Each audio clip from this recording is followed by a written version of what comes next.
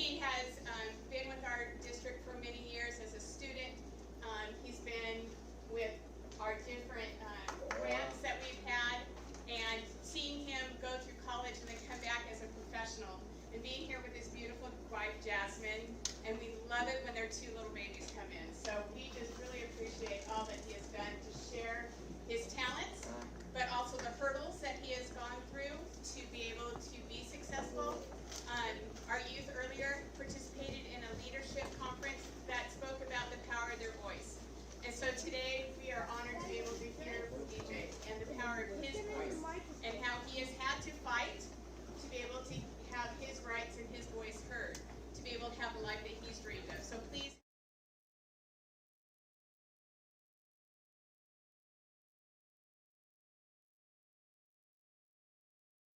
One house note, if you guys could help me keep the cameras clear of anybody walking by. And if you guys could be the bad guys instead of me, if you see somebody camping out, that'd be much appreciated. Let's give one big clap. One big clap. Thank you, the staff. We all made it here. I don't know about you, but I've been thinking about this for 3 months, so we're here. As Tina said, yes, my name is DJ Albarian. I have a beautiful wife and 2 lovely kids. I am the youngest of 3 kids. My parents were immigrants, and really my story starts when I have cerebral palsy, so when I was born. I think back to that day in the hospital when my parents were told the 48 hours will be crucial to what comes in the future of my life. And I think back and I can't imagine how difficult that was for my parents. And that's when I realized my resilience started, and I realized that the resilience that I had to gain was a necessity, not a choice. One tapping. Can you guys do me one big favor and look to the person to the left and to the right of you and say, I can do anything with a little bit of help.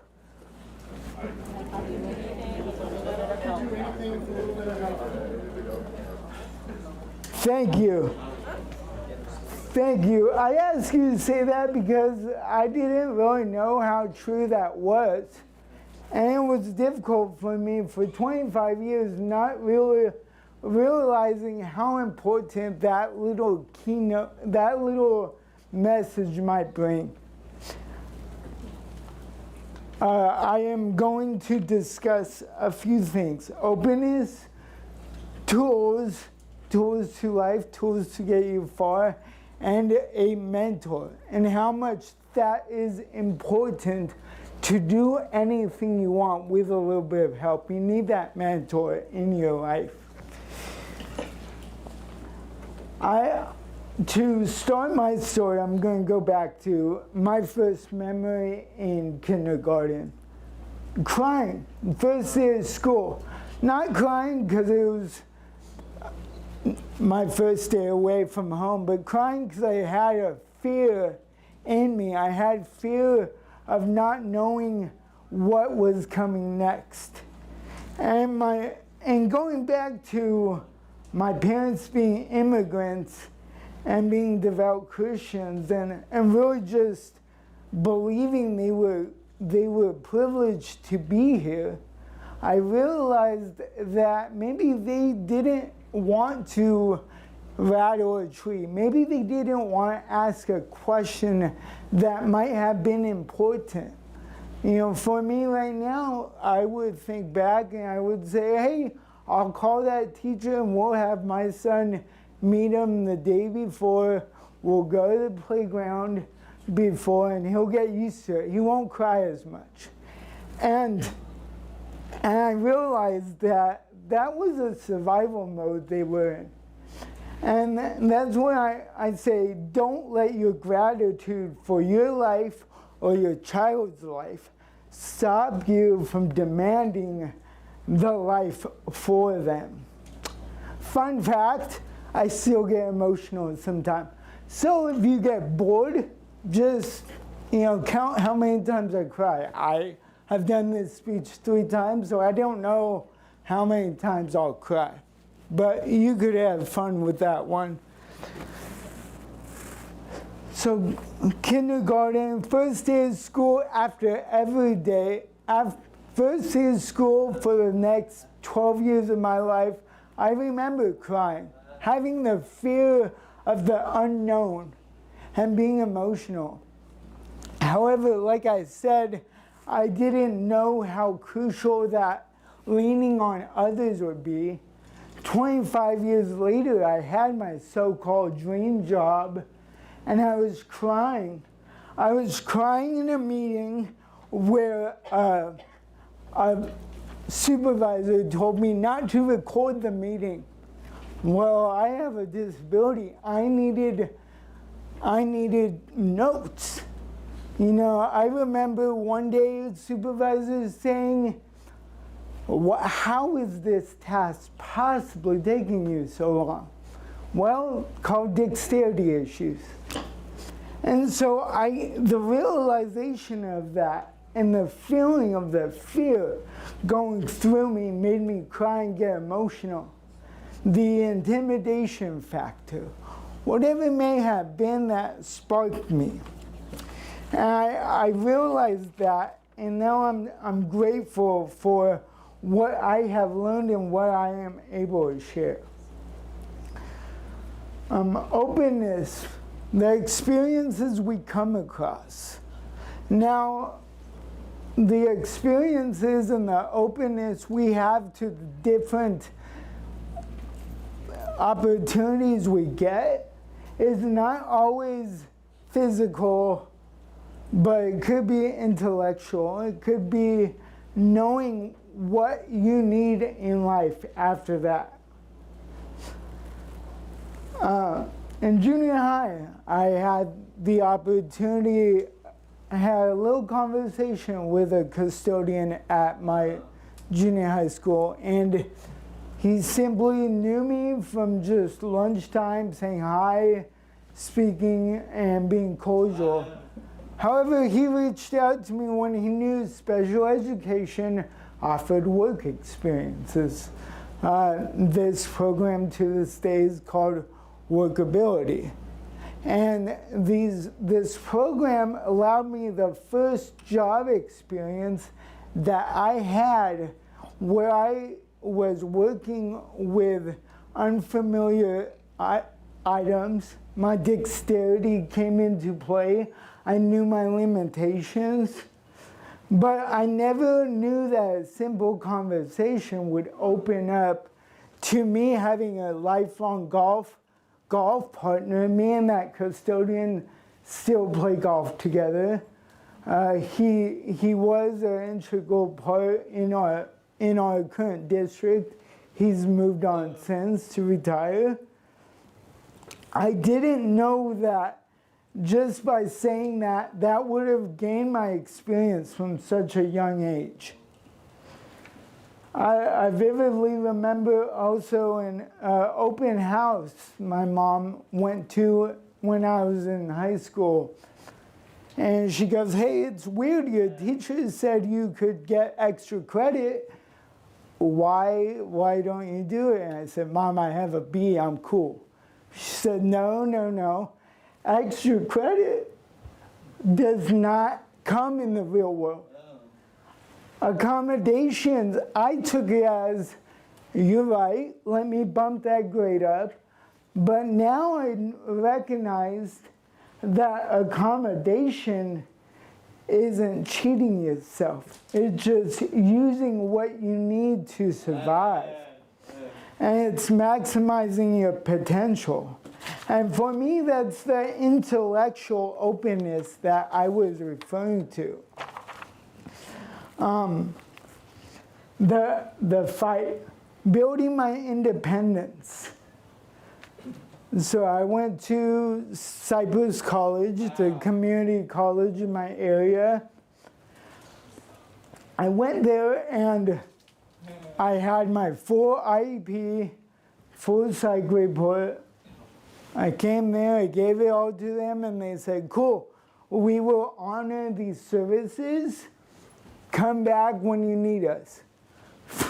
I was like, what? I'm 18, what? And it's something that I get frustrated about because I know multiple friends of mine went through the same process, but most of the time they didn't have the disabled services department. So, and they were clueless. I'm like, well, how am I going to get by? And that's when I took that note from what my mom said to advocate for myself in the future, in college, to ask for extra credit, to ask for the extra accommodations. The college, I got involved in the college because I learned not to be quiet. I had a sit-down meeting with the director of the Department of Student Services because I said, hey, you guys offer our students 30 minutes of one-on-one tutoring. That's not going to cut it for me. How can we bump it up? And they tripled that time. And I did that all the way through Cal State Long Beach. I utilized the accommodations to maximize my potential. The Department of Rehabilitation and Regional Center were also introduced to me at the college level. And at that time, I had immigrant parents, and I was grateful that I was here, just like they were when I was born and throughout elementary school. However, when I started talking to people about my rights and my accommodations, I met with Department of Rehab, and I met with the Regional Center, and they even came out to my work site where I was working. They came out to my home.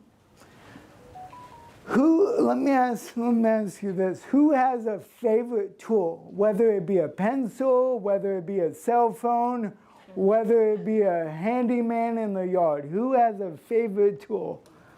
Okay, I know somebody's listening. Thank you. The craziest thing, they introduced me to this small button hook. And it may not sound crazy to you, but I have dexterity issues. And I remember one day running to my neighbor's house, who was retired at the time, and said, hey, I have an interview, can you button my shirt? I knew my parents would do it forever and ever. I know my wife will do it. She did today, actually. But I knew I had that, but this gave me the independence. This gave me, if my parents were at work and I was in college and I needed to go to an interview and look good, I had that tool. And it wasn't just a tool, but it was an independency. It was a kit. It was a tool that I could use. Lastly, I wonder why I introduced this speech to a mentor of mine, and she said, okay, but how did you learn to fight for yourself? I go, I don't know, that's a great question. But I realized it was my experience. I lived in a small little community in North Orange County called La Palma, and I lived right behind a park there. And from 4th grade, I used to be able to walk to the park. The park, I didn't know, but it gave me a sense of freedom. I had a pager, don't worry. And for those young kids, a pager was how my parents would contact me at the time. I was really cool, actually. But that's their way to track me. That was their way to tell me when to come home. That was their way to let me know if I was all right or to call them. But that created an independence, that created friendships I had. And the takeaway was that the independence started with the small and safe trips. The sweet spot. And, okay. Yes, I am wearing the same suit. But my next slide is on confidence, so it flows into that. I'm joking. That's my family for those who haven't yet. Thank you. Yeah, I'm at a great spot. I work for the special education department at Anaheim Union High School District. I field phone calls, I check IEPs, and I make sure that everything is correct. But it's kind of a cool full circle moment for me because I get the phone calls from the parents who don't know what their IEPs are called or who are just fighting for their kids, and they're curious on how to get their records and how to go to the regional center. I get those calls, so it feels like I'm in a great spot because I've learned a lot in my young age, everybody. And I know I'm not done yet. I'm at a milestone, but I'm not done yet. And I know that this boss, people I've met, I just looked at Tina's face. Tina.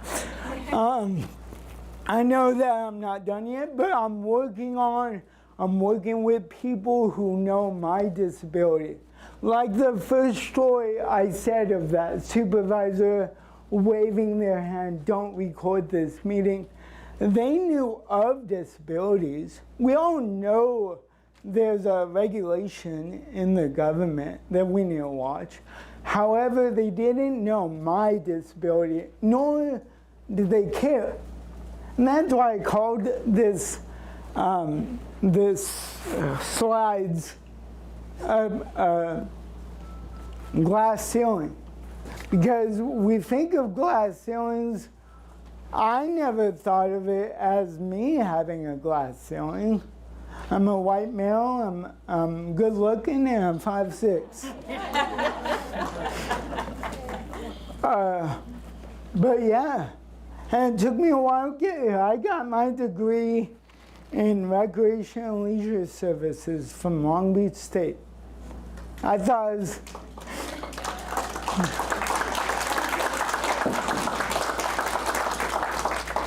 I thought I was going to be a recreation professional. I did. I chased that dream. I spent 15 years there. And I got to a point where you need to get to your milestone. You need to get to that hump where you have benefits and you have the securities.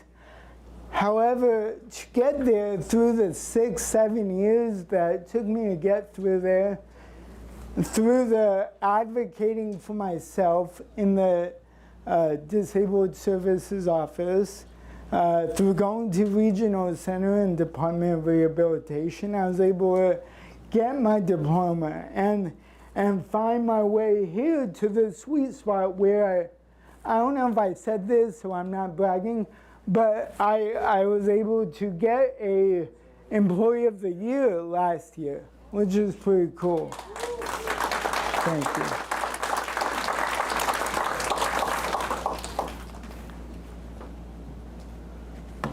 So, as I end, I've told you about the mentors in my life, the ways that I've gotten through college, through some difficult supervisors, through some situations. I think to sports, because again, sports is all we think about, except my wife. But Kobe and Shaq, Kobe and Michael Jordan, two of the best that ever did. But you know what's crazy? They had one coach, Phil Jackson, and neither of them did it without him, and he didn't do it without them. So there, you need a coach, you need a mentor in your life. And sorry ladies, I got one more. For those who weren't, I didn't know what age graphic I was in, but for those who didn't know those last three greats, we hope half of you probably watched the Super Bowl last year. Sam Darnold, the quarterback for the championship Seahawks. He was on 5 different teams. He was drafted 3rd out of his college cohort, meaning they thought he was going to turn the team around. It wasn't a good team. It wasn't a good coach. It wasn't a good fit. But 7 years later, 5 teams later, he won the biggest thing in NFL, the Super Bowl. And he won it. And that's what I look at. I look at what can we do, who are mentoring us, and who is leading us.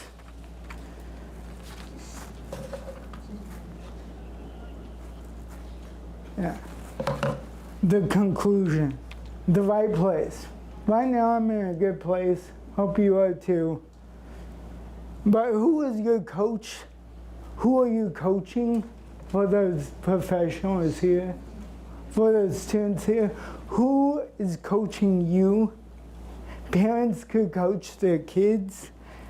Mentors have guided me, as I've discussed. I didn't let that supervisor stop me. I'm at a good milestone, but not at the mile marker. What is your tool? What is your button hook? And for those who are just getting into the workforce, make sure you know what you need. And going back to the first slide where we look to the left and to the right, we can break any glass ceiling with a little bit of help. That's my time today, I hope. And I'm here for questions if anybody has any questions.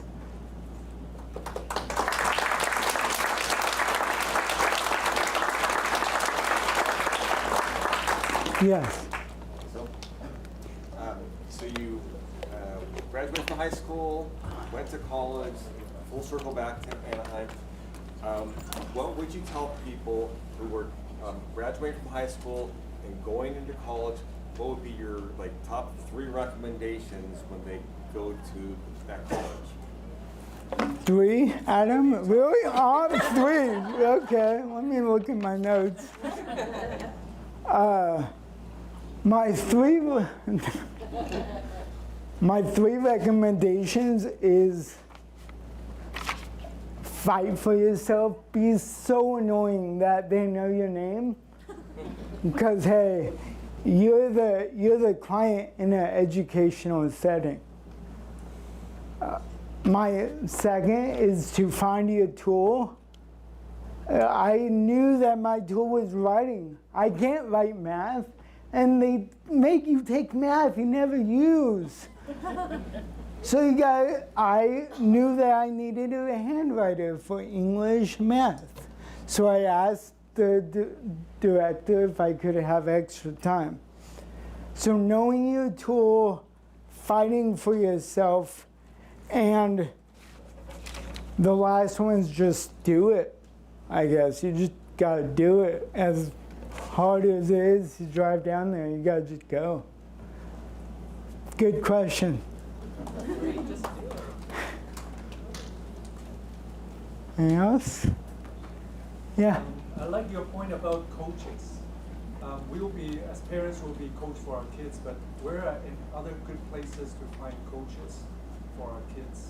Like I said, Department of Rehabilitation, Regional Center, and any professional tips from the professionals on any good where they could find coaches for parenting? I would highly recommend when you transfer to college, your loved one, your student, form a good relationship with the college counselors, both in discipline support services and general counseling. Have a good relationship with the counselors, absolutely. And then for those, something that's becoming more and more common, isn't offered everywhere. It's not required by law, but it's something that's becoming more common is educational coaching. And so that's another area I would highly recommend looking into. Thank you. Good question, thank you. Oh, yeah, thank you. And so the educational coach I'm talking about would be through disability support services. And that's in college. And that's in the college. Yeah, at the college, right. That's where you got, but that's where also- you got all your accommodations, Yeah. right? Yeah. Also, for educational coaching, the regional center through tailored day services can provide some educational coaching as well in some of the other programs. Tailored day services? Yeah, tailored day services. Yeah. Say that again, Phil, because you're wearing a mic. Tailored day services. Thank you. Yes. I'm not going to make any questions, but I wanted to know that it's an honor and a privilege to hear you. I'm a parent from a girl that's almost 30 years old, and she also has her disabilities. But as a parent, it was so beautiful to listen to everything that you said. It's very inspiring. So thank you. Thank you.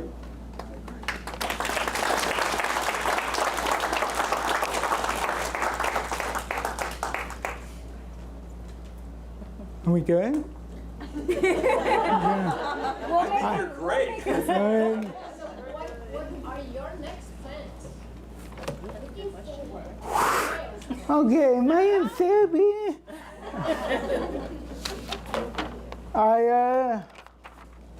I got a family to think about. So benefits, and I'm in a place where I get benefits, and I work with great people.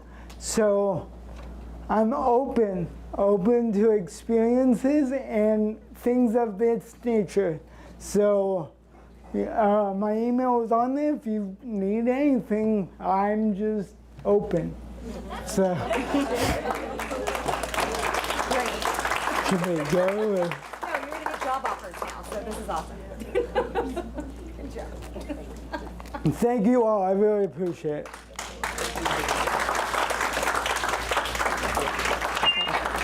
We are so privileged, as you can see, to have DJ with us in our office every single day. And let me tell you, the people in that office do not give him much of an inch, okay? They put his feet to the fire. He needs accommodation, you bet they're gonna make sure they have it because they need him to work at the same level as they are. So there's no, right? Yeah. Those women do not give up on you. Yeah, right? Okay, I'm just saying.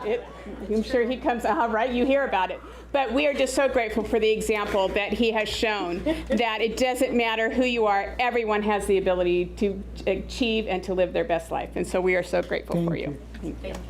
All right. Thank you for attending. Go and enjoy the rest of your conference. We have panelists in here, and then there are other sessions that will be starting in the next 20 minutes. Will be the next panel session. Employment and day services will be starting in about 5 minutes. You were 18. I was 18.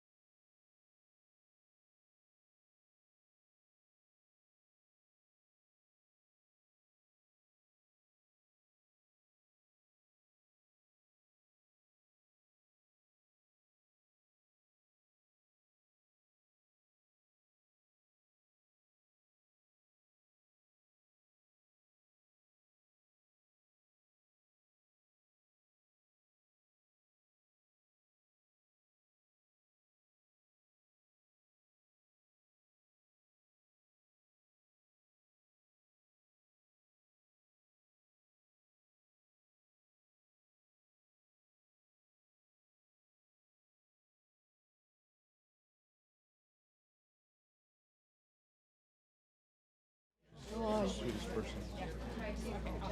It is here, yeah. Very okay, we'll make it work.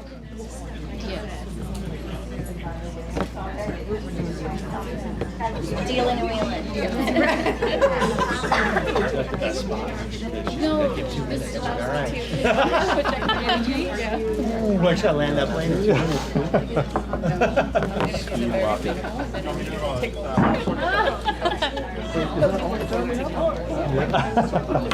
Easy, right? Right, Anita? Yes. All the time. What'd you think about? Does your program take the? How was your drive? Oh my gosh, what's that? They were talking about the They were talking about it at the AdSec meeting. The self-determination. Do you do that? No. Yeah, we don't do that either because. I had such a negative experience like maybe 15 years ago. And I was like, that's it.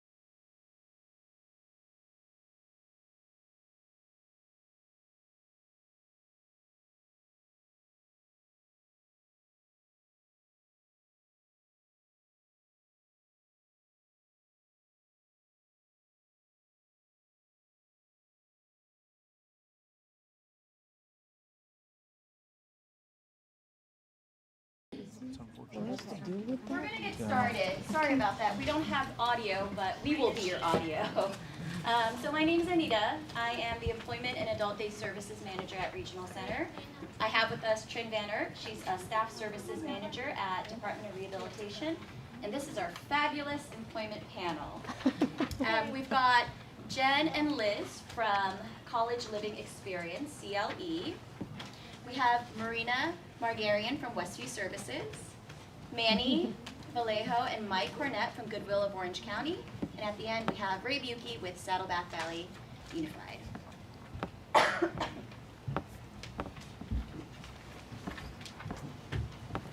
we're not working. Uh-oh. There you go. Thank you. We're going to double do. I got you. I appreciate it. Just tell me what to do.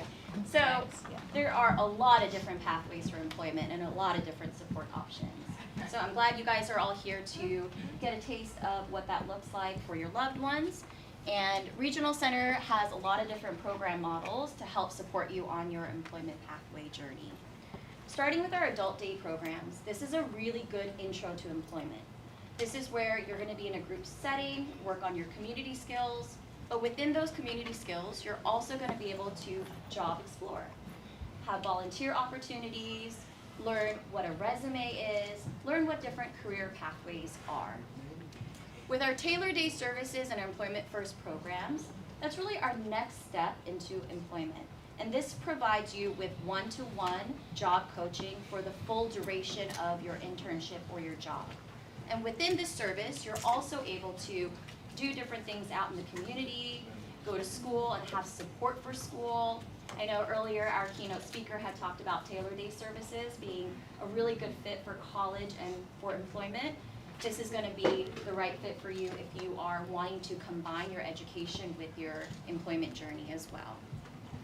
So it's a good option for those that require that enhanced support, because like I shared, you're always going to have a job coach with you or whatever goals you're trying to accomplish.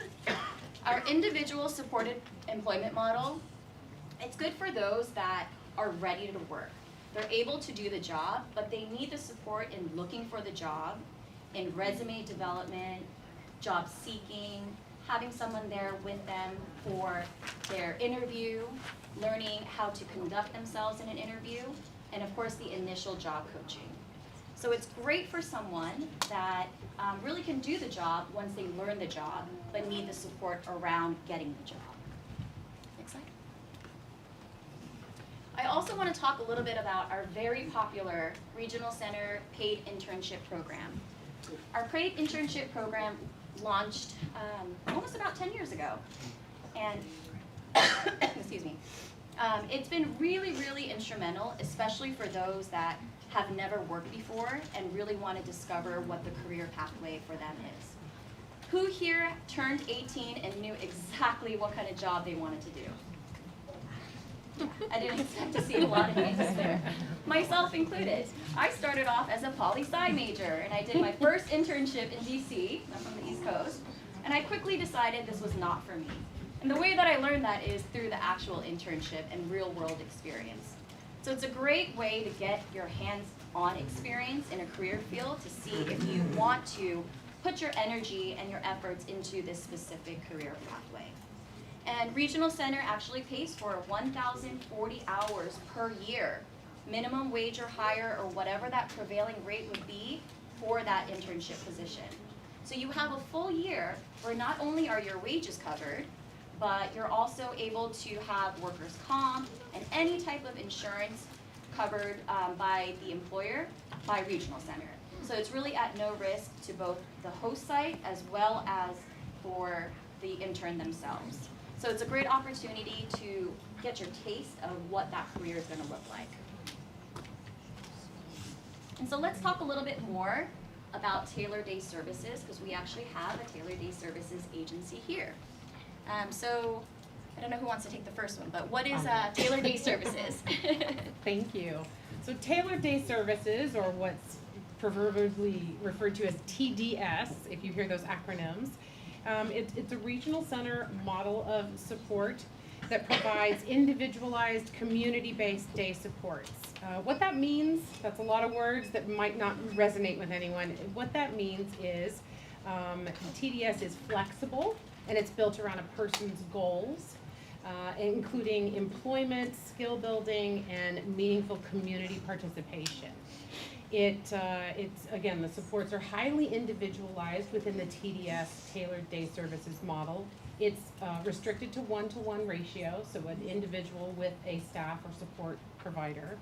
And it is restricted to 20 hours max per week. And those are the two restrictions within the code, but that provides a lot of flexibility for a lot of supports in a week, especially as it relates to, that is, if there are follow-along supports, that's 20 hours a week of follow-along supports at a part-time job. So that's sort of what that can equate to, or 20 hours a week of job development and job coaching, job preparedness, or 20 hours a week spread across an addition of community integration supports going out into the community. Again, highly individualized to the individual's goals and needs. And what kind of supports does Taylor Day Services offer? Yeah, a wide variety of supports. That's one of the benefits of TDS that we have found as an organization. It can help with skill development support, employment preparation. So that's everything from training for that interview, writing your resume, a lot of that preparation, that getting ready to get ready, as we call it, for that interview or that job placement. It could be job exploration. At CLE, we have a really robust tool called the Greenwood Assessment that we utilize that helps our students figure out what career path is right for them. It's a nexus of where your goals or what fills your bucket, what you're good at, and what careers are available out there, and it's the nexus of those three things. So TDS can help support the coaching through that, that discovery tool. Also community-based learning and individualized coaching. Again, there's a lot of flexibility with TDS. And I also want to note, TDS can be provided in person, remotely, out in the community, in the home. So it truly is meant to be individualized to the needs of that person accessing the service. Thanks, Anita. And then for Liz, how would Taylor Day Services support someone that's interested in getting a job or an internship? Absolutely. So I really want to share just a little bit about some of the individuals we've supported through TDS, because I think that's the best way to just visualize how these supports are working towards that employment opportunity. So we have a young gentleman who is with us as a TDS client, and he is currently working at the Discovery Cube. And so we are providing community-based support for him in job coaching. That's been really, really helpful with supporting him through bigger kind of group environments that he struggles with. And so having that support on site while he's working through conversations. He had his performance review recently, which he got a raise.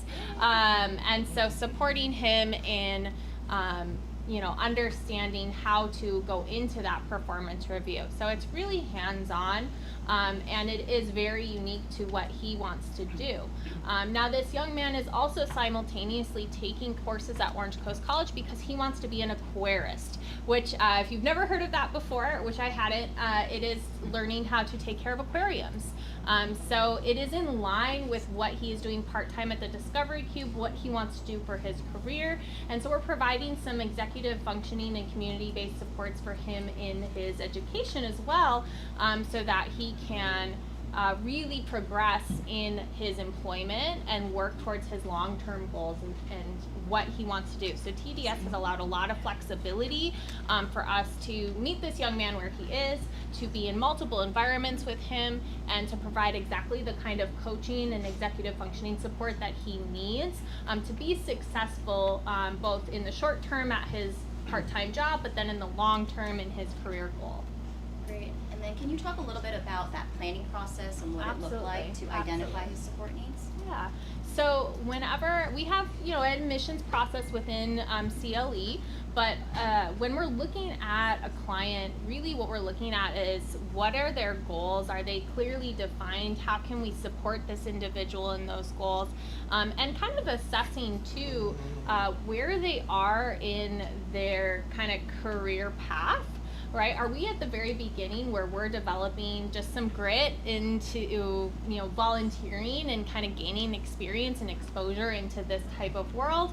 Are we, moving along and looking at internships, looking at paid work, and how will that fit into this person's, again, longer term goals?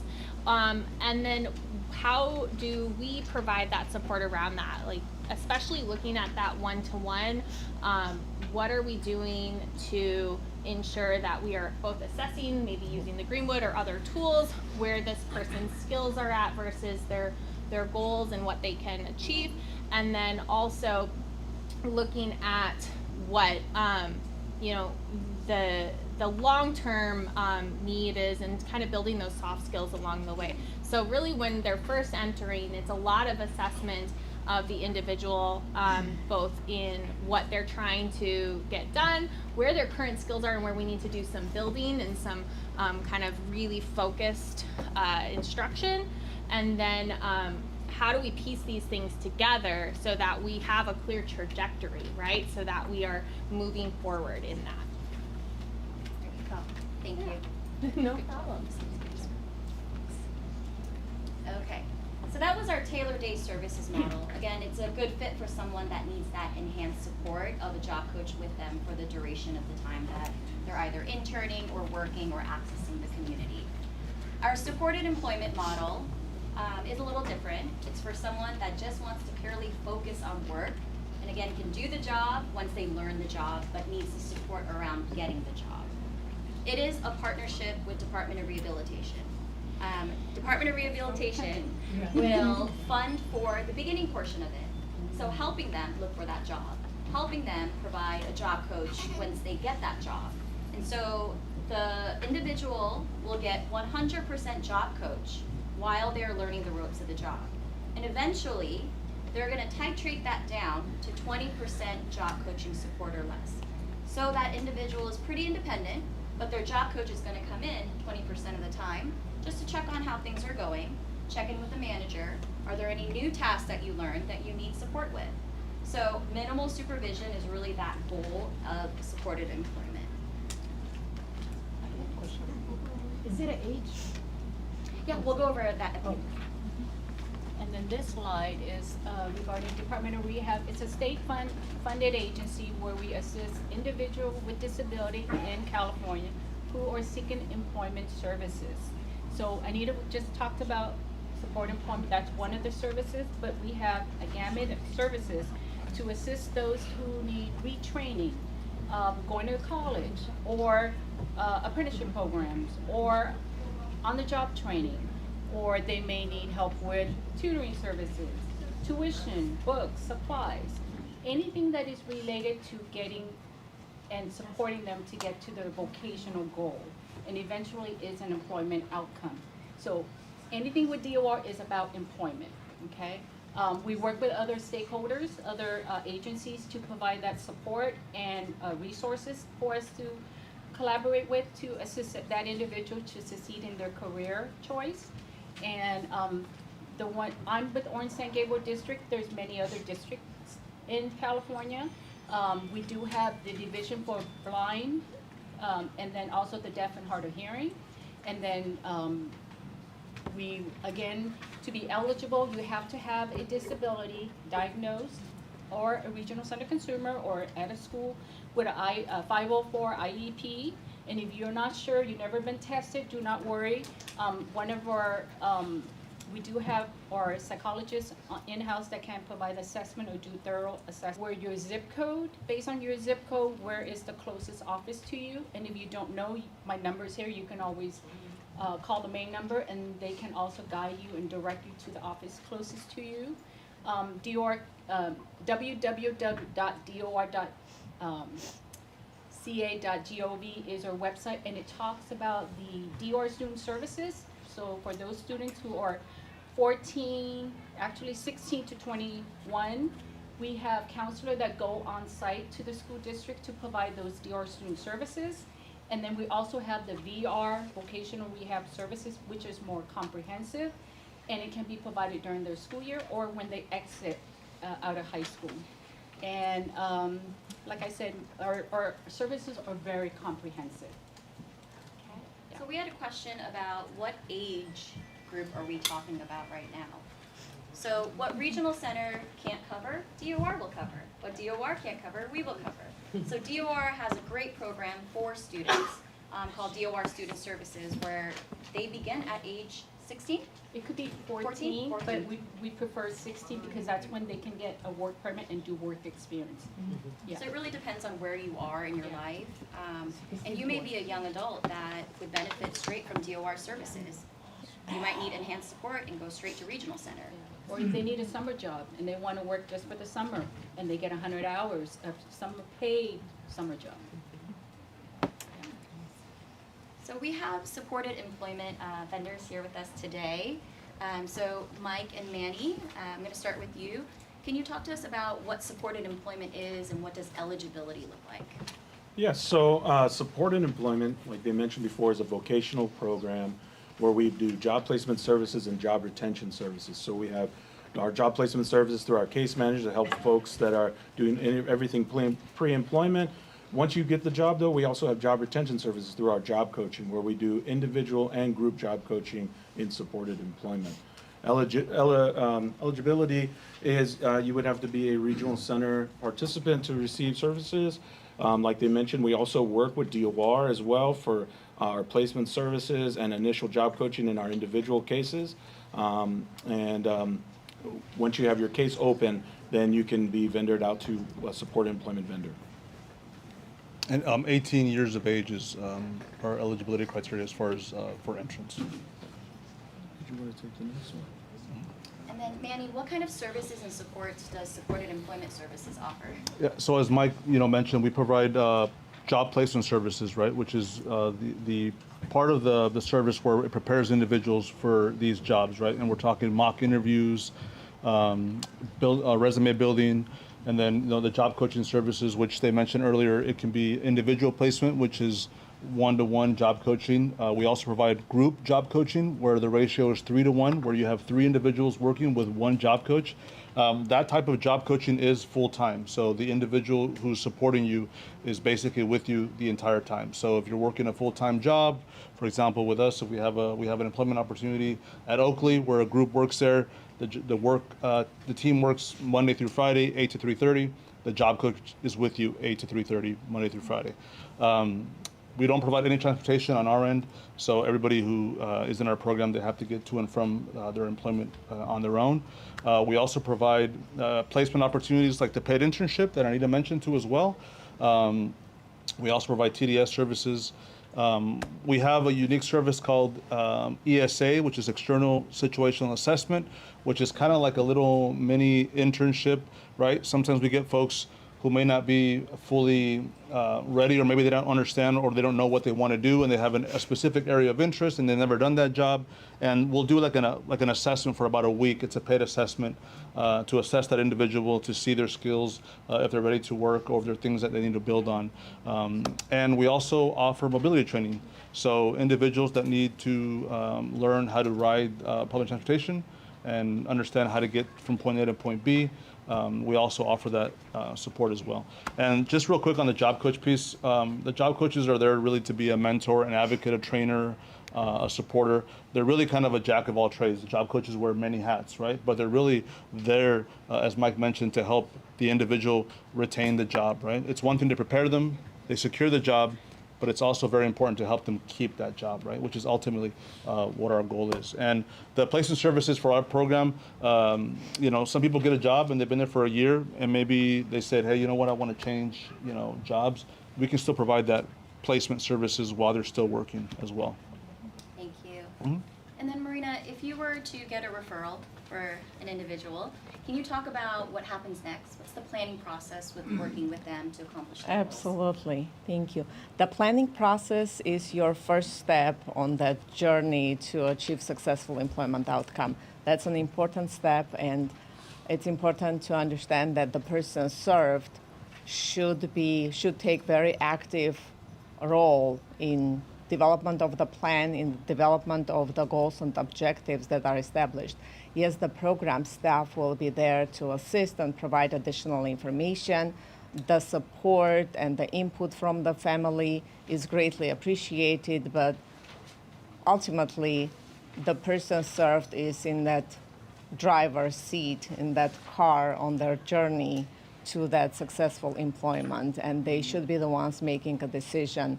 The program staff would offer additional information about the jobs that the person desires to have, about the path, about the employer's expectations for that position. Will help the person to identify what's important to them, what's important for them to achieve that successful employment outcome. But again, ultimately, that would be the choice of the person served and their decision. What the vocational objective is chosen and what path is chosen, what work environment is chosen, what they will be enjoying while they are working in that position, what type of environment they'll be enjoying, and what type of co-workers, the companionship from their co-workers they'll be enjoying. So that would be very important that the person served makes a decision. And there are other tools, like Manny mentioned, one of the tools is funded by the State Department of Rehabilitation Trial Work Experience or Situational Assessment Service. The service does offer the person served a unique opportunity to try different positions. It's not just one position that the person can try. They can try different positions. And moreover, the individuals who don't have any work experience, they can do job exploration. They can see what's available in the job market and what the employer's expectations are. And then once the vocation is selected, then the program would help the individual to work for a certain number of hours as authorized by the State Department of Rehabilitation in that either one position or 5 different positions of their choice to identify their position that they would like to have at the end of that experience. That program does, 2 minutes, okay. The person served will be able to compare their performance to the performance of a regular non-disabled employee and ultimately understand what the employer's expectations are. There are, at the end of that trial work experience, the program will help the person to identify the services and supports that would help them to eliminate any barriers to employment, if any were identified, or to identify that vocational objective.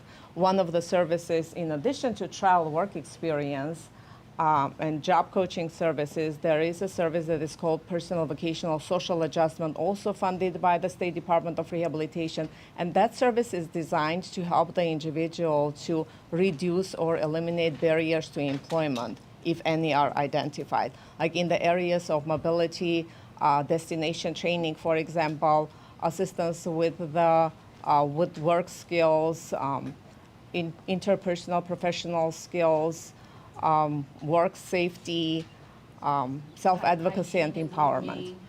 Hygiene and grooming as it pertains to employment, yes. So that's one of the services that is available through the Department of Rehabilitation. I have 2 questions. First is, are the self-supported employment outside the self-determination program, also the TDS? And the second, can they be done remotely? It could be offered remotely, like supported employment job coaching service could be offered remotely. Yes, Okay. it could be. It's Outside the self-determination. Taylor Day services Could is be. part of your budget for self-determination. Okay. Supported employment is outside of it because it's funded through the Department of Rehabilitation. Thank you. Great question. Okay. Thank you, Marie. sure.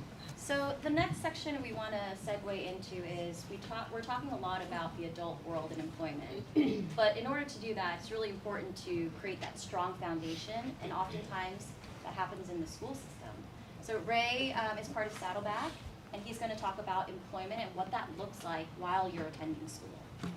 Sure, thank you, Anita. So I'm going to talk a little bit about like that pre-work experience, right? We heard a lot of great speakers and amazing opportunities for you once you graduate high school, right? Or once you leave an adult transition program at age 22.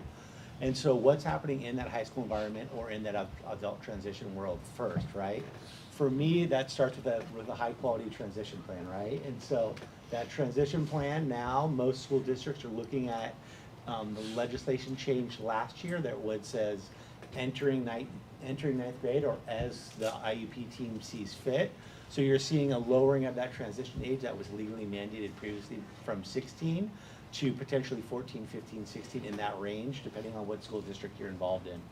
That means that there's going to be three goal areas that are going to be really critical to think about, right? That from that 14, 15, 16 age range all the way to the completion of either a high school or a adult transition program. That's in employment, independent living, and education, right? And those are the 3 sort of touchstones or keystones that we look at for a high quality transition program.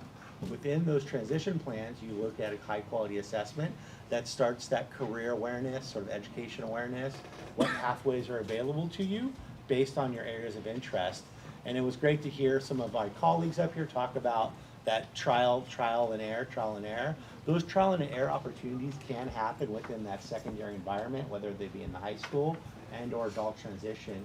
And I'm going to speak mostly towards, because this is a conference where regional center is supporting it, those students that are probably on that certificate of completion track, where they are, or now, right, sorry, the alternative pathway to do a diploma track that would still then qualify them for an adult transition program, right, from ages 18 to 22 upon the age of 22, right? And so starting with a high quality transition plan, making sure that there's a wide variety of data, not just an informational interview, right?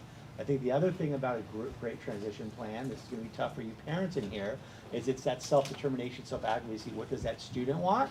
Less what do they want for their student, right? We heard a little bit of that about our present speakers too, is where can they grow? Where are they going to be able to adapt and grow on those plans?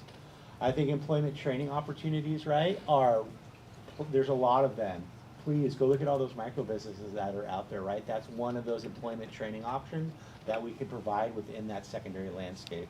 I will talk more about that adult transition program that is better situated for work-based learning, right? Why?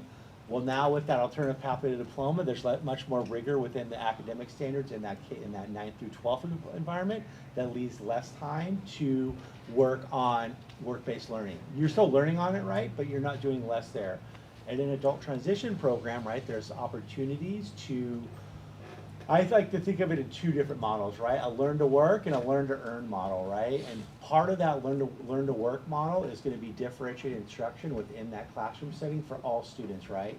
That could be pre-vocational, it could be task boxes, it could be a micro business, and then off-campus opportunities that are centered around nonprofit work, right? So like the soft skill development. I always think about, I always use the same lines. The older I get, the more that I have to do I don't want to do. Well, that's working, right? And so what does that look like and feel like in the world of work? It's getting ready, wearing a uniform, dealing with coworkers, dealing with a manager. All those soft skills are going to really set up your student for success down the road, right?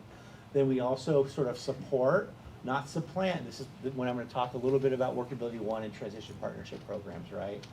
We have a lot of school districts, if you're in Orange County, offer Workability 1 and or a transition partnership project, or We Can Work, right?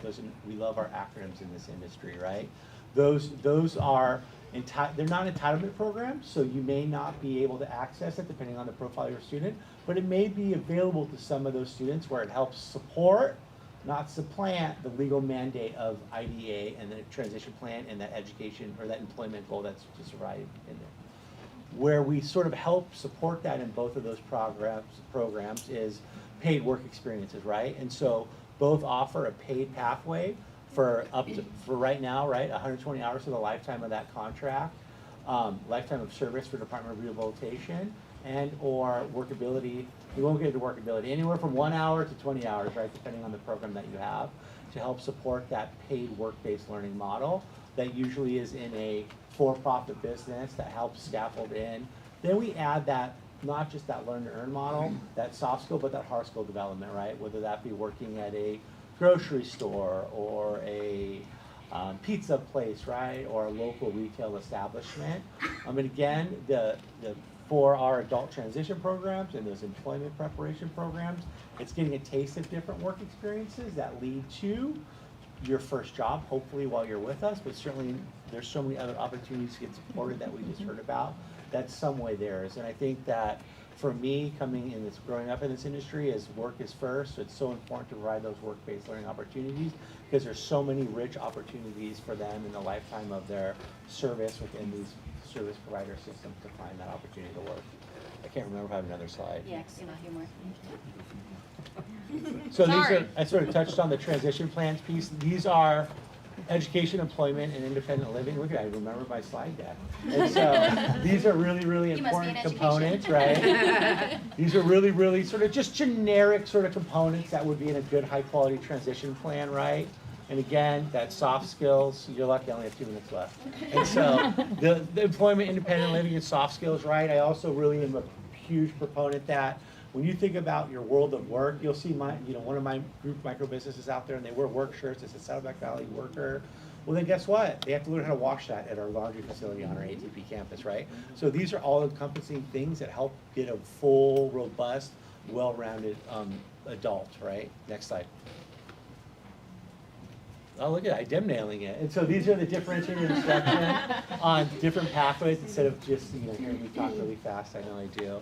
So different, pathways. And again, most ATPs, as you can see as we are sitting here, thank you, Adam Gontank, is leading this charge of an all-county resource fair. We're all very similar in our approach. So there is some level of that. It just is, unique to that profile of student, the demographic of the culture of that district, but all provide some little level of support. And then this is another, we love our acronyms, right? So how we support those things. These are boring grant backdoor mandates that I care about as a facilitator and wanting to grab as much funds for our population. But the pre-employment transition skills, the pre-ETS, right? That's a mandate through WIOA for Department of Rehabilitation. If you're I'm going to use more acronyms, I apologize. If you're a PE case type or VR case type, those are going to drive services, job exploration, counseling, career awareness, right? Work-based learning experience, post-secondary counseling, self-advocacy, self-determination, right? Both of those have a lot of crossover within each other, and so they're really, really important they're more back-end concepts to know like how the funding is delivered, but the real world is, what does your child want to do? What does your adult child want to do? And how do we get them there, right? And so I'm going to shamelessly plug, as I see Janet in here. California Transition Alliance has a basics that we're working on. Janet Bearcat's helping with that. That's a great resource to start for families, practitioners. Check it out. It's completely free to talk about that transition landscape in a much more lengthy version of that. I think that's my last slide. Thanks, Ray. That was great. So here are some of our takeaways. We have a wide variety of different services to meet not only the needs of the individual, but where they are in their life. So start early. Your employment pathway journey should start in the school district while you're in school. And there, like Ray had mentioned, there's plenty of opportunities to begin your employment journey through the school district. There's plenty of resources, and support can look different for each person, and that's okay. There's a lot of resources that we have to be able to meet that person's need where they are in their life at that time. And also talk to your teacher, talk to your case carrier, your service coordinator, or your service provider. Get knowledgeable, ask questions. Your regional center service coordinator is going to be a really good start to get referrals and get information and advocacy and training. So please start with your service coordinator, but you have so many other resources to be able to talk to identify what the best pathway is for yourself or your son or your daughter. All right. I want to thank everyone on the panel today for being here. You guys all great. Do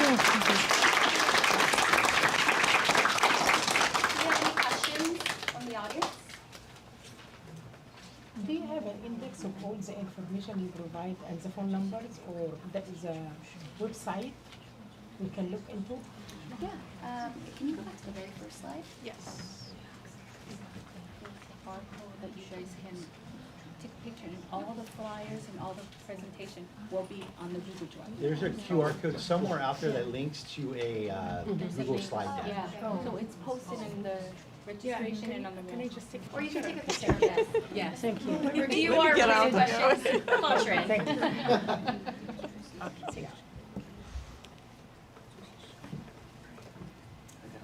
You did it. Thank you. All right. Thank you, everyone. Good job.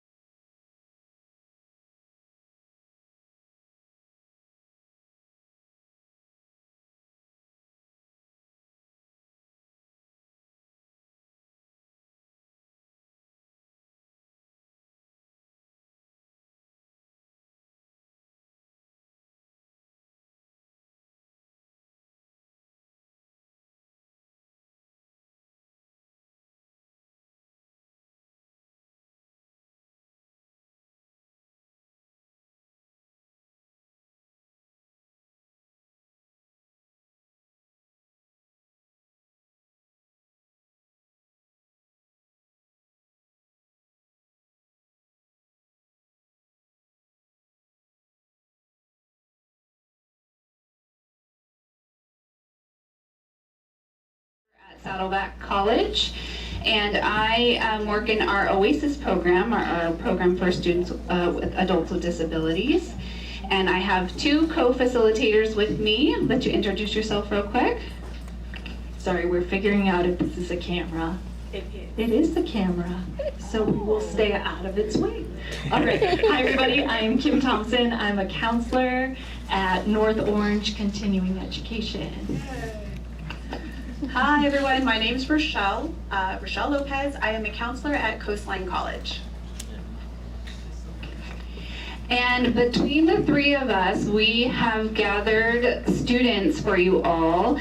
And our focus today is for you all to hear directly from our students about their experiences, what it's like to be in college, kind of that difference and transition from high school or adult transition into college.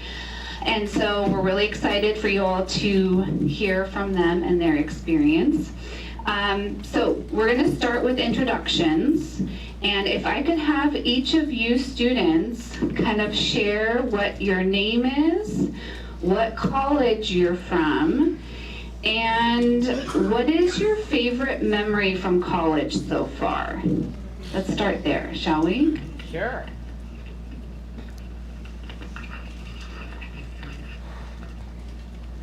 Hello, my name is Vincent Acuna. The college I'm currently going to is Saddleback Community College. And my favorite memory of the college so far is, well,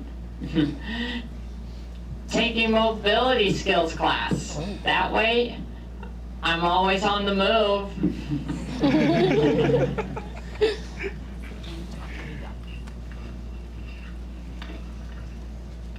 Hello, my name is Beto Estrada, but I go by Ben. I went to NOCE, but now I'm in college.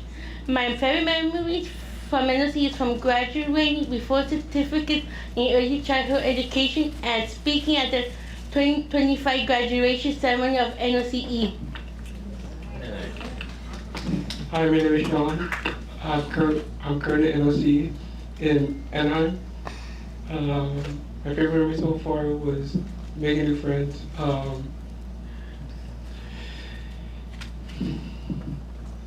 joining the peer mentoring program, and also the student leadership program as well, taking new classes. My name is Colby Marsh. I go to Coastline College, and my favorite memory is making a whole bunch of new friends, including my friend right here, and my best friend, Travis. Hi, my name is Matthew Newman. I go to Coastline. My favorite memory is going to school is meeting a bunch of other friends just like Kobe.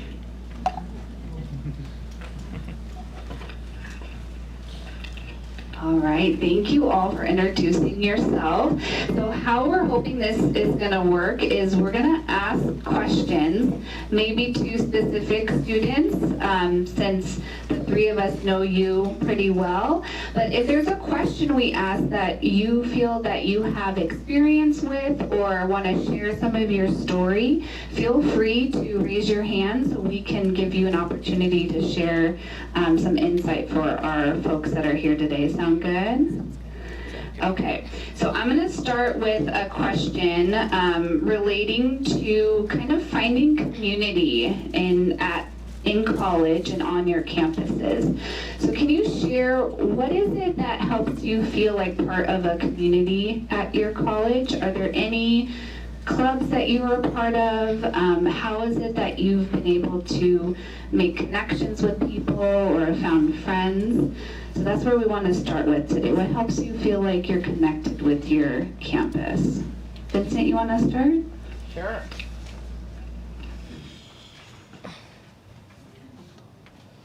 Well, what has helped me to make friends and feel connected in the community on campus was, well, I needed to be myself. The club in Saddleback that I'm joining every semester is, well, the Saddleback Super Friends.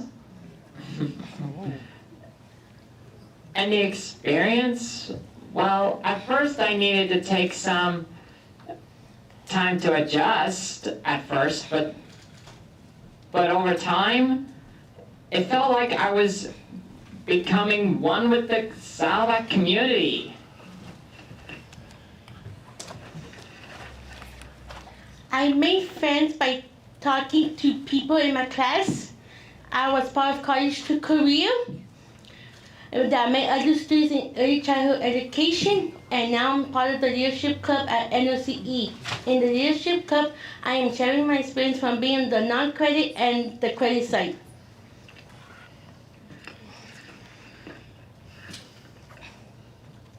So when I make new friends,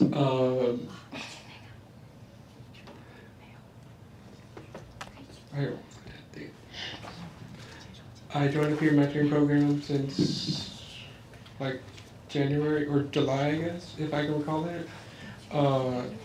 It helped me become a lot stronger, a lot more bigger. I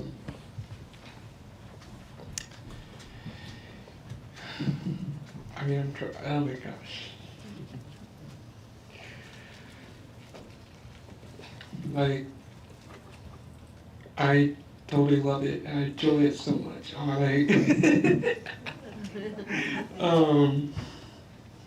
But Tell us about student leadership, Sean? oh yeah. Also joined the student leadership program as well. It's been a lot better, a lot stronger. I'm also taking classes as well.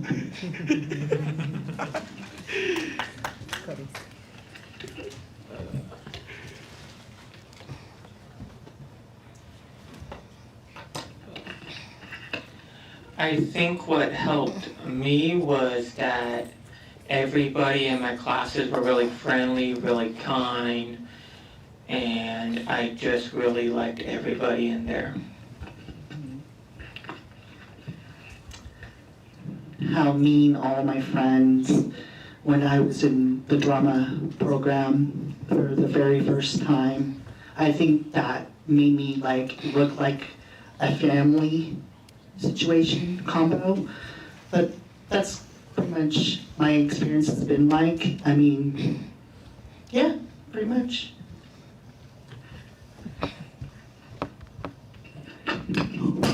Oh my gosh. I am not a pro facilitator, obviously. I should leave the mic to you all to hold. It's still working, so that's good. You're all doing a great job so far. I just have to pause and say that, so thank you.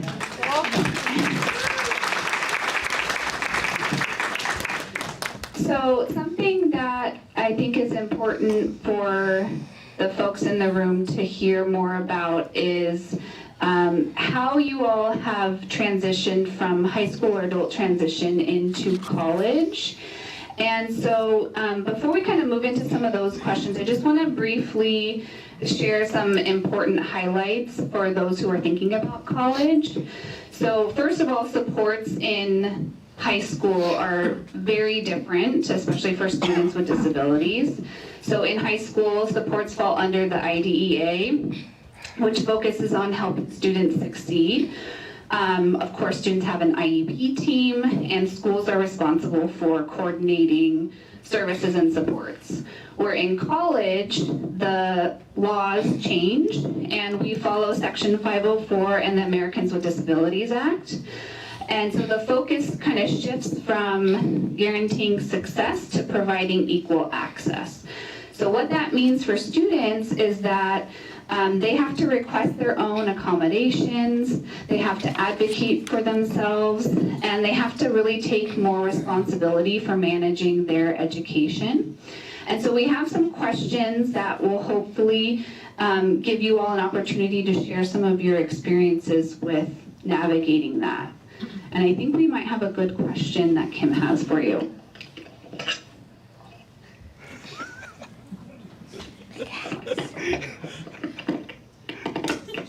Probably fine. Hopefully. Okay, Beth, I'm gonna throw this question to you, okay? All right, so what accommodation, or how are accommodations different in college than in high school? Can you describe that a little bit to us, since you've taken inclusive classes? The accommodations in college, you have to ask for it. Yeah.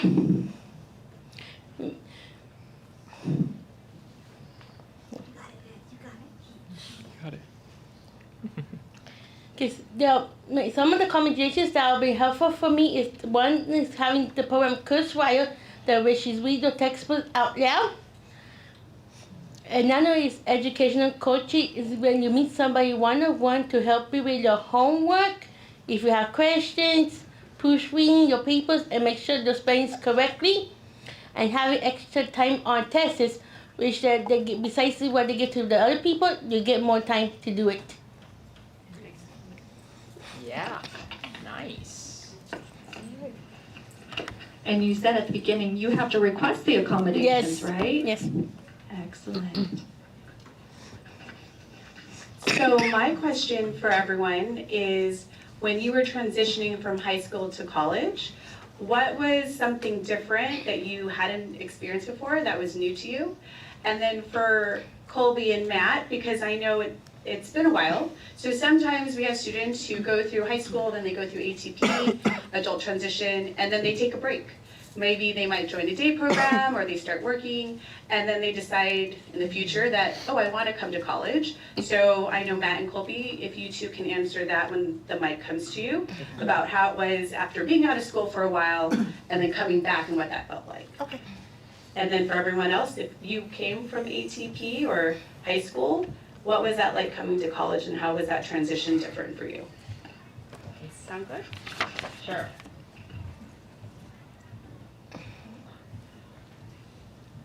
Okay. Let's say if we're comparing to the accommodations that we currently have in college with the accommodations that we used to in high school, let's say the difference is night and day. In high school, you would have a full-time aide. I had one. I've known her ever since middle school. Her name was Elise Paquette. She was like my aide. And when I was having trouble with some things, she was there to help me out. But now that I'm in college, I do the assignments on my own and advocate for myself with a teacher.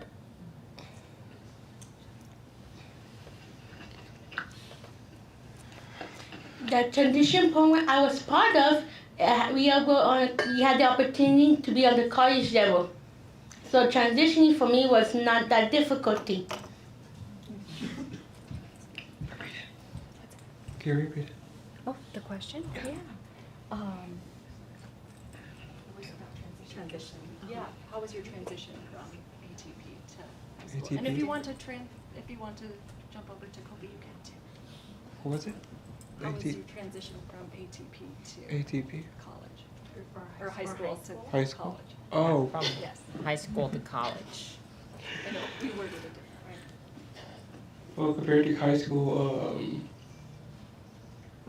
there's like more periods, I have to say, for my high school years. Because during my high school years, was like one pretty sick period, to be honest. The instructors I was in Chino Hills High School, they didn't really have that much for me, to be honest. I kind of want to not bad about them, to be honest. I don't want to talk bad anything or anything like that, but they were not really that bad. But in college, they helped me a lot.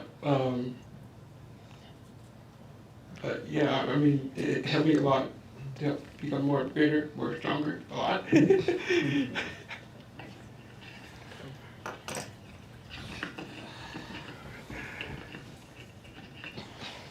The transition was definitely a little difficult at the beginning because I went from like high school to ATP, took a break for a little while, then college, just getting back into a routine, stuff like that. That was interesting, to say the least. So right after high school, I went to the day program for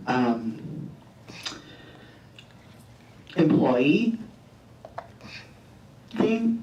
It's called STEP. And then right after that, I worked for a good 5 years at TG Maxx. Then a couple of years later, I went to Coastline College and I started my journey from there. Can I ask a follow-up? Oh, yes. Matt, for my students, Matt and Colby, was it hard not being in school for a long time and then coming back? Like you said, it was interesting, Colby. What made it interesting?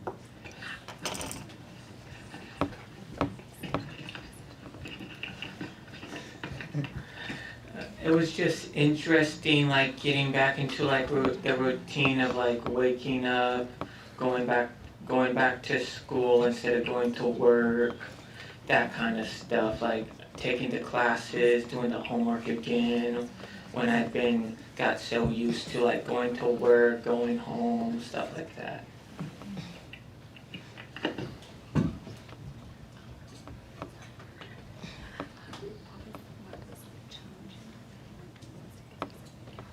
What's challenging? Okay. What was challenging for me is I can't really recall like anything challenging. I mean, for me, going to work and going to college, I think it was just, I never took a break in between. So I always had a routine, even going to school. I mean, even going to work between school, high school and work and college. So, yeah.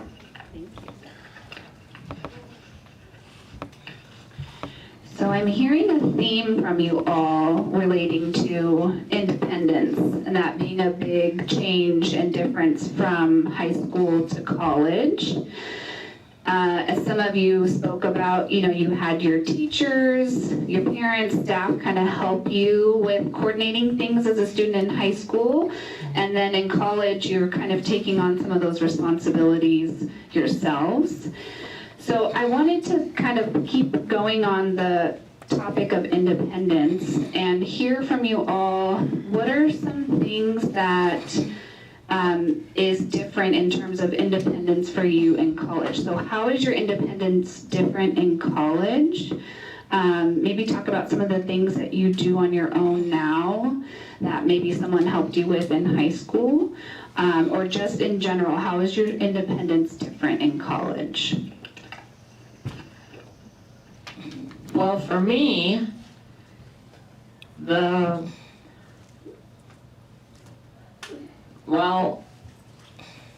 ever since I got out of high school and my independence was growing, my first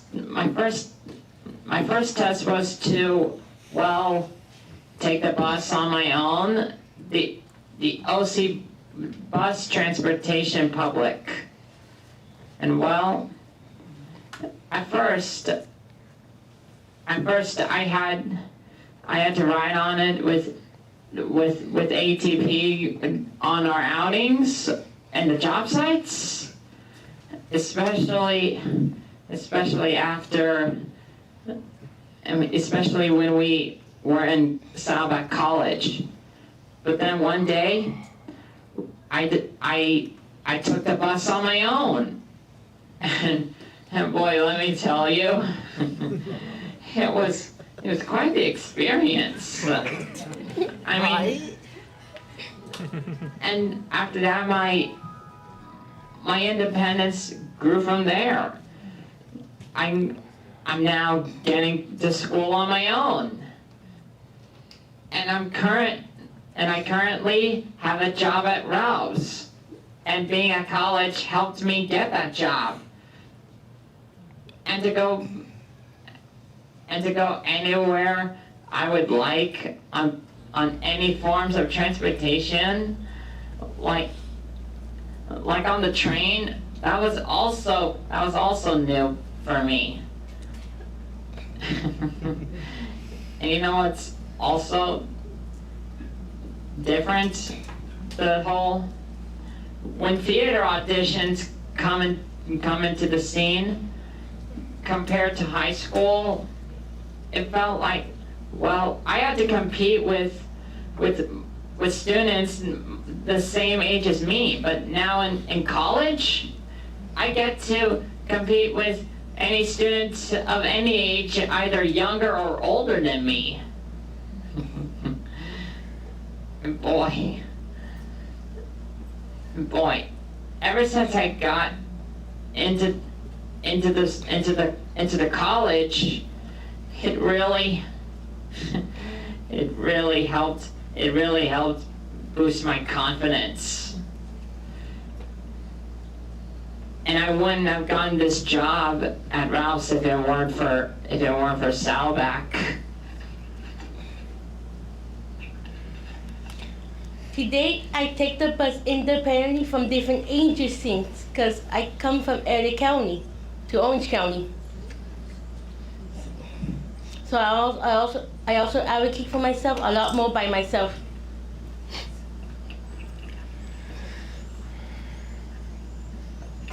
So when I was in high school during my 17, 18, or wait, no, not 18, oh my gosh.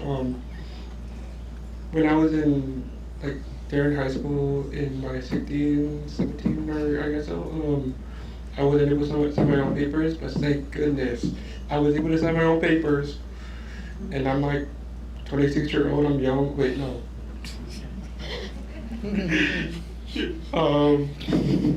Like, I'm happy to be 16 by the way. No, not why am I 16?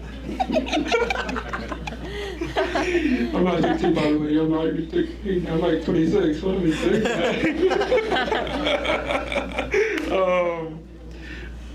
But my parents always make one decision, forcing me to work in Metro, making work somewhere elsewhere, but I decided to make my own decision. Joining the peer mentor program, it's much better than working at Metro, because Metro, I feel like I'm not really safe. I'm not really liking LA. I mean, I'm not saying that I don't like LA. I'm not like, I'd rather stay in my own place. Just like making my own decisions from my own point of view. But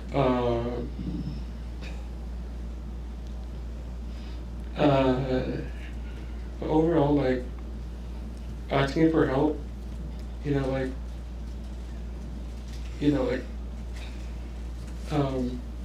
not really alone, to be honest. Like, NOCE got my back, like they always do. Like, my instructors here, one of my instructors,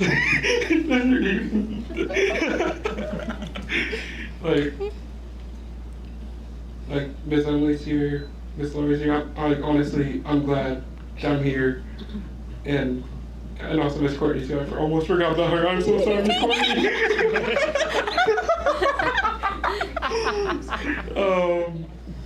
And also my best friend's here as well. She's looking at me like, what? She's like, what's going on? But yeah, I'm not real alone. But yeah.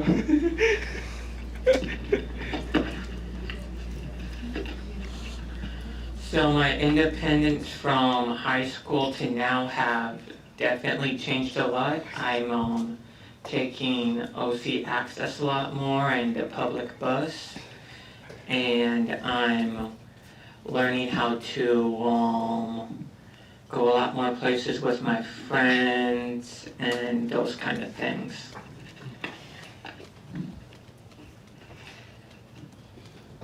So the difference of me in high school and college, and my independence, it's a pretty long story. I'm 32, so I have a lot of stories. But to keep it short, I think how I got my independence and how I got a little stronger is because my mom pushed me to do what I needed to do, and that kind of thing. High school was and pretty easy. Pretty easy to navigate. So that's what I need to share about. Okay, and we're gonna do one more question.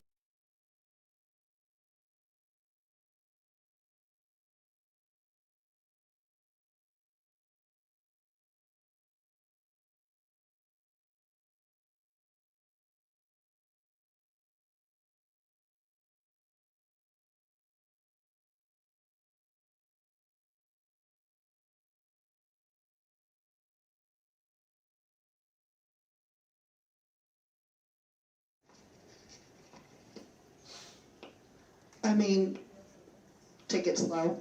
Not quick. It takes a lot of paperwork, trust me. So, if you ever wanna get a home or an apartment first to start, there's a lot of programs out there for people like us.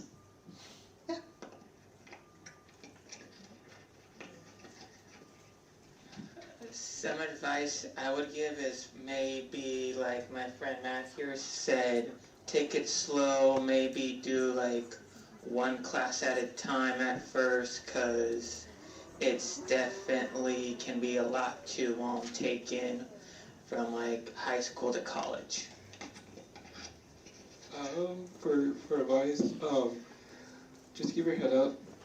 There's plenty of resources that you can go to.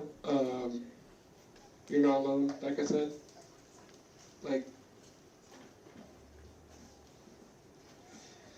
Just take things one step at a time, for sure. But there's plenty of resources that you can go to. Like I said, for everyone, each one of you, you're not alone.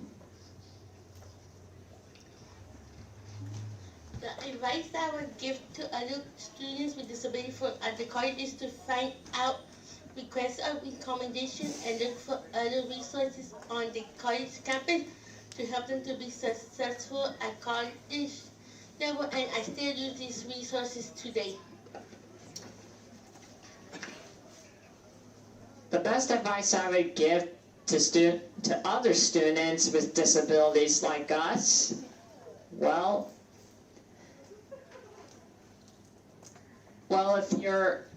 if you're gonna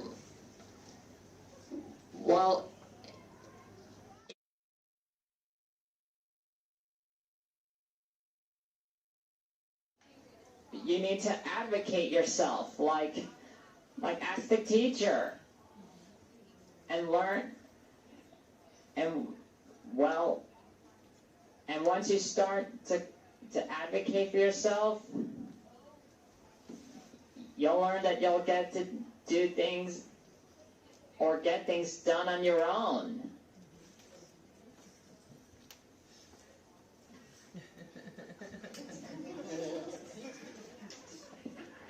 Is that what I was supposed to say? Yeah. That was what you came up with. I just was hoping you remember what you came up with. Right. Well, I would like to, amongst all of us, thank you all for your presence today and for sharing your experiences. Your stories and advice really help other students who are interested in going to college and just helping them understand what that transition is like from high school and adult transition into college. So thank you so much for sharing your experience and advice with us all today. You're welcome.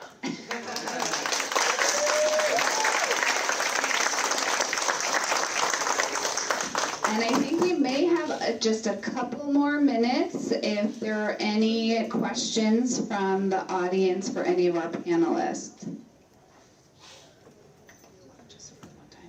We have like 1 minute, I think. I just want to know, like, how you guys experienced the whole Canvas program for doing all the assignments. Yeah, so learning management systems in college like Canvas, how you navigate that. Does anyone feel like they have a good answer for that? Vincent, okay. Well, if you're ever going to find out what assignments you're going to go on, that you're going to take on Canvas, you would have to, well, log into the Canvas site. Then find a class that you're currently in and look at the assignment that needs to be done before the exact deadline. You get it done much earlier before, and once you return it to the teacher, you'll feel like you'll feel very accomplished.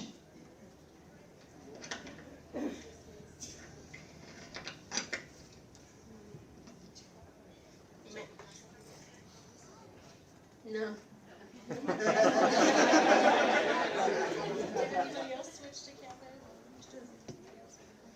have a question, but I don't need the microphone. I wanted to add though about Canvas. I know, Beth, I'm gonna, because you switched during the pandemic, right? Did you get some help learning Canvas? Yes, I did. You did, yes. Are there resources on Canvas or on campus that can help you learn Canvas? Okay, awesome. What would you say to parents that might be nervous about their student being on a college campus for the first time?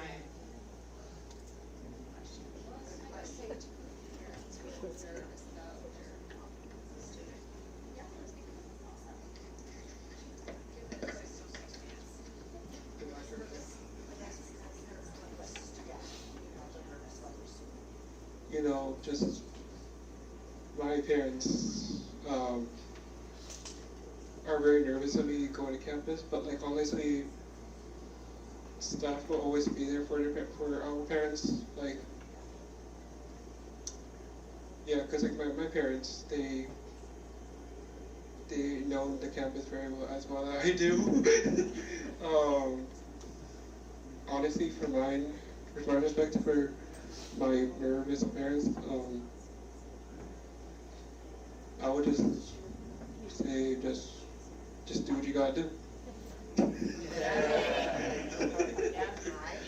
gotta do what we students gotta do. Did your parents come with you on some of the campus tours or anything like that?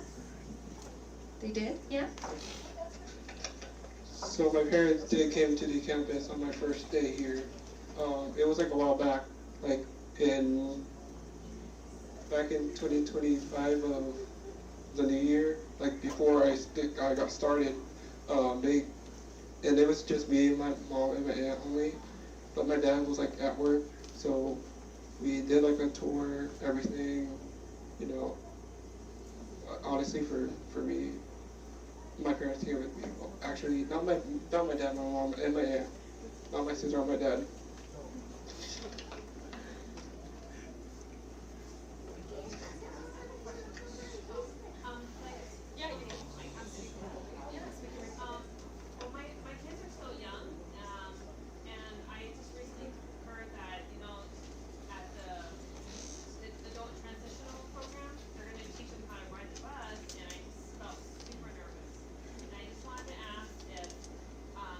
If any of you have had like a negative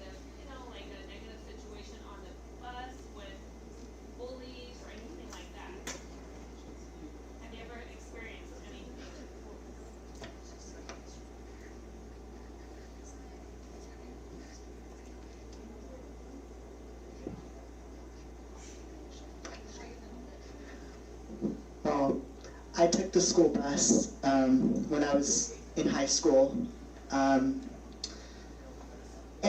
all my life when I was going to school, all my life. But now, since I've gotten older, yes. About the bullying, yeah, here and there, but it depends. There's a camera in the buses, so I don't think you have to worry about that. I mean, I meant like the public bus. Oh, okay. Yeah. Kobe, what's the answer? I've taken the public bus a few times myself. I've never seen like bullying or anything like that. Maybe occasionally I see someone that doesn't want to pay, but that's about it. What I see in the bus is a pretty safe place if you know where you're going, if you have the route down, stuff like that.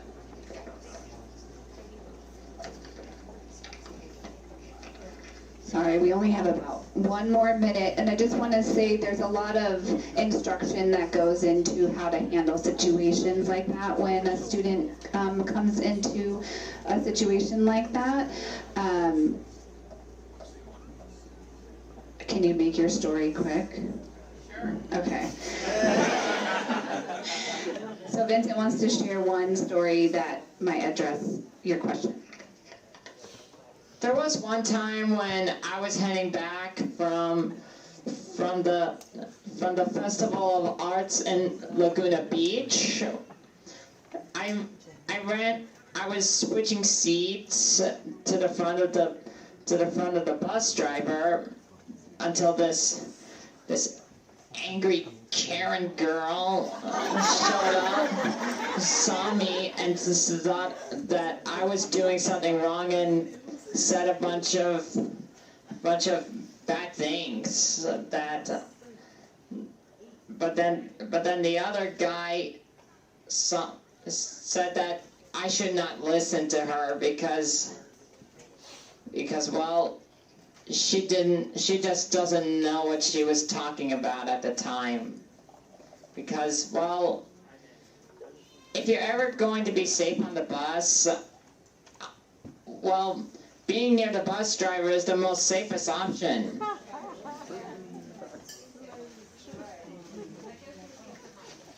That was the textbook answer, A+.